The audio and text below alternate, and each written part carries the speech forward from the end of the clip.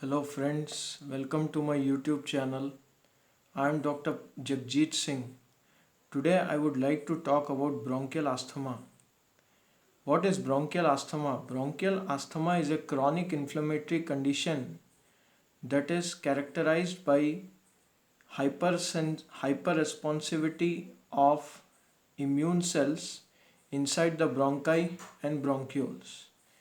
Bronchial asthma, it is based on two types of causes. One is genetic cause and other is environmental causes. Genes such as SMT1, SPINK5, ADAM33, these are the genes that are responsible for causing hereditary type of bronchial asthma.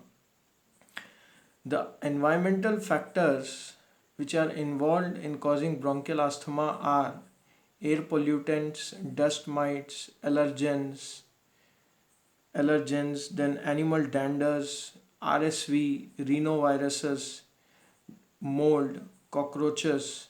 So these are the surrounding animate and inanimate objects that are closely associated with allergic type of bronchial asthma, which is also known as atopic bronchial asthma. Now bronchial asthma, it becomes worse at nights and in early mornings. So the nighttime symptoms, if they are more frequent, the person will be unsatisfactory in the bed and he will come out of the bed and he will do different kinds of maneuvers to stop this shortness of breath. The symptoms that are responsible for this condition are coughing, wheezing. Wheezing means there can be a whistling sound heard within the airway, and there will be shortness of breath and chest tightness. It is a long-term gradual process wherein person will slowly get a shortness of breath. People who are living inside the urban areas where there is a high level of air pollutants, in those susceptible areas asthmatics cannot survive, and we have to avoid the environmental factors in treating of bronchial asthma. Bronchial asthma, it is treated by giving inhaled corticosteroids plus inhaled salbutamol. Salbutamol is a beta-2 adrenoceptor agonist which will be acting like a bronchodilator, and it will increase the movement of air into the lungs, and further it will cause the diffusion of oxygen into the blood, and from blood the oxygen moves into the different organs and tissues. So if it is below 12 years of age, that can be a probably due to genetic inheritance. If one of the family member is having bronchial asthma, the other members in the family can also be affected by this condition. There are smoking. Smoking is a very important risk factor for bronchial asthma. Cessation of smoking can prevent bronchial asthma, and smoking during pregnancy can increase the risk of bronchial asthma in babies, in newborns, in infants. Now, suppose if a cesarean section is done in a woman with bronchial asthma, there can be movement of infected bacteria through the birth canal, and that can result in transmission of infection, and that can trigger bronchial asthma.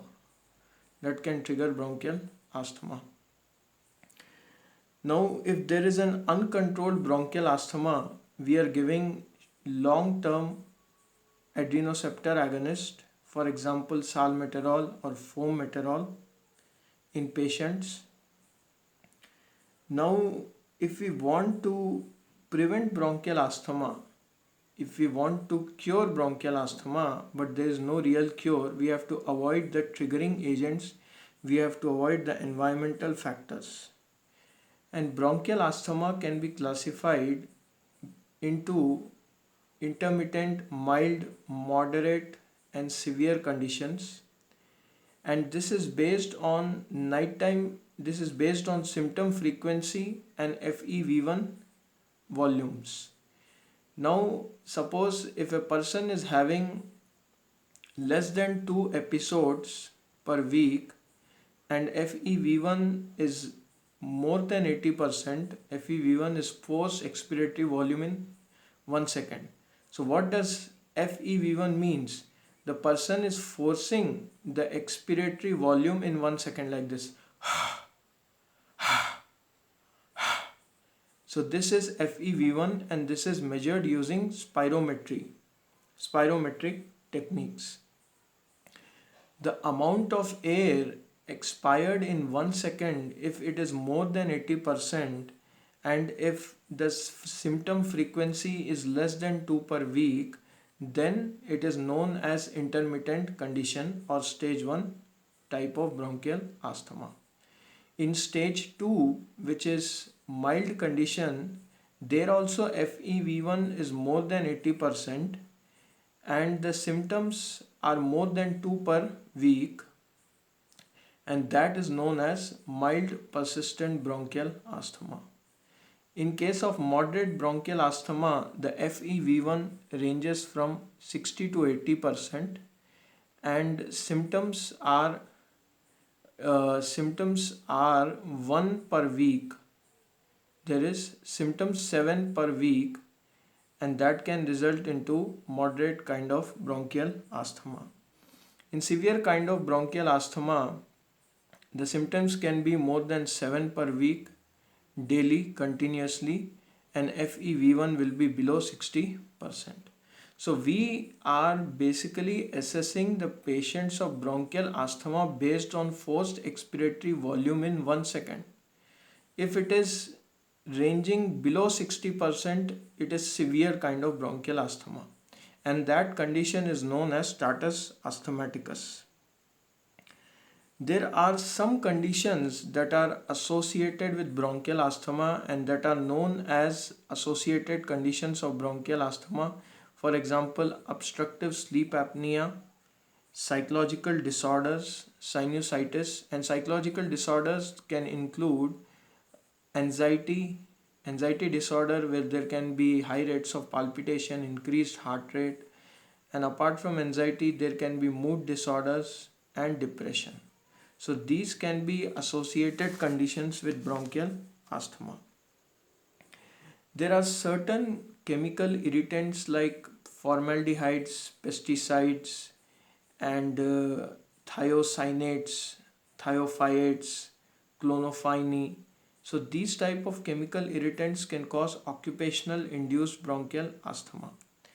And there are many occupations that are prone to hyperresponsivity inside the bronchi and bronchioles. So they can be bakers, timber workers, hairdressers, then spray painters, etc. So these people are prone to be affected by this condition. Bronchial asthma is also associated with COPD in above 65 years of age. So if there is a patient with COPD and history of cigarette smoking, he can be associated with bronchial asthma. But there will be decreased likelihood of family history. Now coming to gene environmental interaction, one of the example is there is SNP in CD14 gene coding region. When it is combined with endotoxin exposure, that can also trigger bronchial asthma. Atopy is a triad of bronchial asthma, allergic rhinitis, and atopic eczema. So atopy is a triad of atopic eczema, allergic rhinitis, and allergic asthma. So this atopy is due to type 1 hypersensitivity reaction In type 1 hypersensitivity reaction, what is happening? The IgE antibodies are binding to IgE receptors after sensitization, after second exposure, and that is resulting in release of degranulation of mast cells that can result in production of histamine, that can release histamine, and histamine will produce vasodilation and bronchoconstriction. So there will be bronchoconstriction of these small airways that are involved in pathogenesis of bronchial asthma. In 1873, first paper was published about the pathogenesis of bronchial asthma. I have talked about pathogenesis along with definition, but I would like to say there are many inflammatory mediators that are responsible for spread of bronchial asthma. Now, what is happening in bronchial asthma? The diameter of the airway is decreasing slowly. So, suppose this is the normal diameter of the airway, therefore, slowly and gradually the diameter decreases, and we call it as smooth muscle contraction of bronchi and bronchioles are seen. So when smooth muscles of bronchi and bronchioles undergo contraction, the size of the airway will decrease, and as a result of it there will be decreased airflow to the lungs. Now the diagnosis of bronchial asthma is based on pattern of symptoms, responsiveness to treatment, and written plan. Every patient who is seeing my video who is affected with bronchial asthma must make a written plan. Written plan means he must jot down the type of allergens that are responsible for his bronchial asthma condition. He should see what medications he is taking by advised physicians, by pulmonologist, and later he must also get educated and get awareness about what does bronchial asthma mean, what is bronchial asthma, and how can we control bronchial asthma.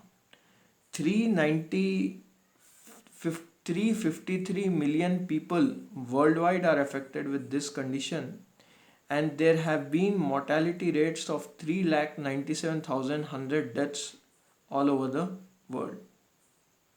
This is a very old disease. It is known since ancient Egypt, and Hippocrates, one of the greatest eminent physician and scientist of Greek times, he called it as official respiratory problem. Now I have told about the causative agents, but I would like to say that bronchial asthma is a part of a syndrome known as Churg-Strauss syndrome. Churg-Strauss syndrome, it is showing eosinophilic granulomatosis polyangiitis. So in this condition also there is a component of bronchial asthma. Now bronchial asthma exacerbations are also frequently seen. Exacerbation means there can be a sudden attack of bronchial asthma after a prolonged period of this condition. Exacerbations can be of moderate type, it can be severe or acute, it can be life-threatening, and it can be near fatal conditions. Now, in case of moderate exacerbation of bronchial asthma, we can see the PF value is from 50 to 80%, and there are no other symptoms and signs. In case of acute or severe exacerbation, we can see heart rate more than 110 per minute, respiratory rate more than 25 per minute, and the peak expiratory flow is lying from 30 to 50%. So this is indicating severe or acute exacerbation. Coming to life-threatening exacerbation of bronchial asthma, there will be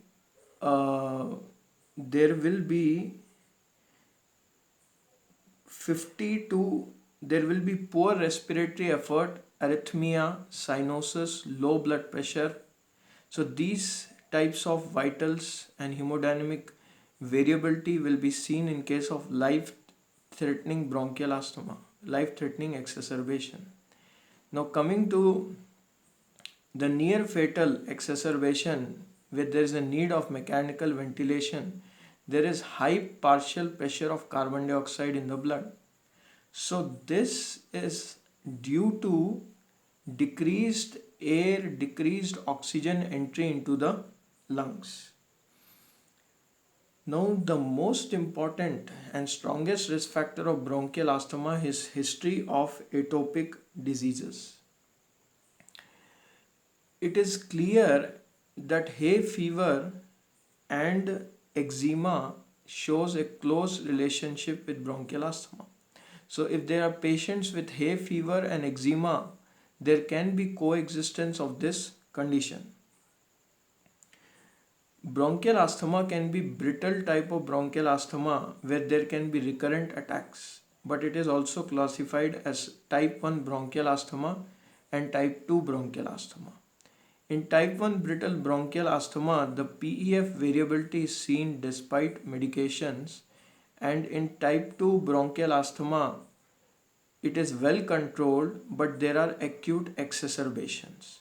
And there will be recurrent episode of wheezing, coughing, chest tightness, shortness of breath. So these symptoms pattern would be very closely related to patients with bronchial asthma. There is a test done in patients with bronchial asthma which is known as methacholine challenge test. We take a methacholine, which is a cholinergic drug, and we induce bronchoconstriction. In a normal person, this bronchoconstriction will not produce symptoms, but in an asthmatic patient, it will induce symptoms. But remember, it is not specific, means we cannot say how many healthy are currently in a population which is based on the test. So the number of true positives cannot be detected by this test. The number of healthy individuals cannot be detected by this test. Now, talking about an alcohol-induced bronchial asthma, alcohol can worsen asthma, and this is more commonly found in Japanese population. Now, coming to aspirin-induced bronchial asthma, drugs like naproxone, aspirin, ibuprofen, these can cause aspirin-induced bronchial asthma. In case of AERD, aspirin exacerbated respiratory disease, there can be, in case of AERD, aspirin exacerbated respiratory disease, which is a combination of nasal polyps, rhinosinusitis, and bronchial asthma. So in management of bronchial asthma, there must be a written plan. Symptoms must be managed correctly. We have to give inhaled corticosteroids plus inhaled salbutamol, and we have to use metered dose inhalers for delivering salbutamol and for delivering corticosteroid like fluticasone propionate. We can use LT antagonists like montelukast and zafirlukast if as per advice by the physicians. And remember that spacers and nebulizers are the most cheapest methods of delivering the medication in patients with bronchial asthma. Coming to the history of bronchial asthma, Grimaud's Indian cigarettes were released in 1907 to advocate about bronchial asthma. Bronchial asthma is known since Egypt times. Egyptians were aware of this condition, and Maimonides, one of the physicians, scientists, an advocated person who wrote in Arabic about the symptoms and management of bronchial asthma. Inhaled salbutamol and inhaled corticosteroids are used in patients with bronchial asthma since 1960s. Now coming to prognosis. If we are able to avoid the triggers, if we are able to avert the environmental factors, and if we are able to take medications at right time as per the physician, then the patient will not have bronchial asthma. The, the mortality rates are decreased because of recognition of this condition and improvement in healthcare. So this condition is not a pandemic condition, it is a public health, it is a major risk for public health since 1970s.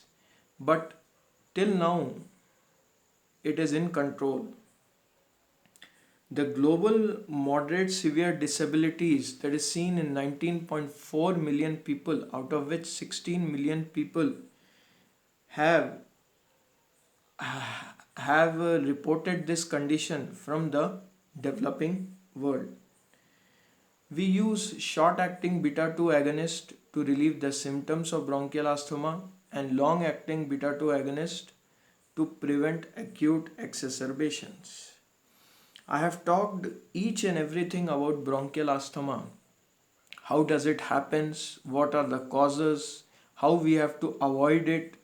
And how we have to get educated and how we have to be in awareness, situation awareness while delivering this drugs. This is not only the duty of a patient to understand, but doctors must also be full aware while prescribing these medications. Thanks for watching my video. I will bring more informative and new videos. Please subscribe to my channel and share as much as possible. Thank you.